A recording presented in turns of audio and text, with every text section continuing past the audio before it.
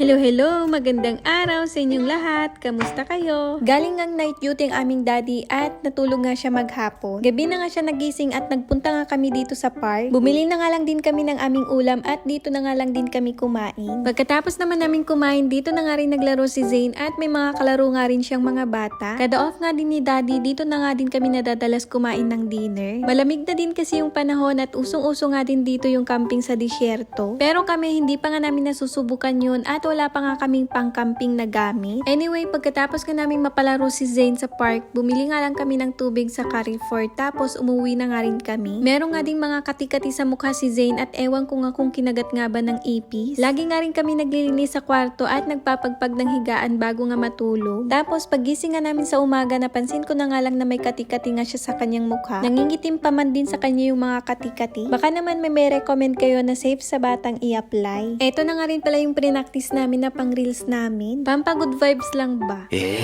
Napapasayaw ko nga lang ang aking mister kapag ka nasa mood. Tapos sinasabay niya nga rin yung trip ko. At sa buhay may asawa, dapat may isang kalog para happy life. O diba, mas healthy din kasi ang relationship kapag ka ganun. Pag masyadong seryoso naman kasi parang ang boring. Kung tatanungin nyo naman ako kung sino nga mas kalog sa amin ng aking asawa, syempre ang sagot dyan siya. Char lang, mukha naman siyang seryoso lagi, kaya ang sagot doon kaming dalawa.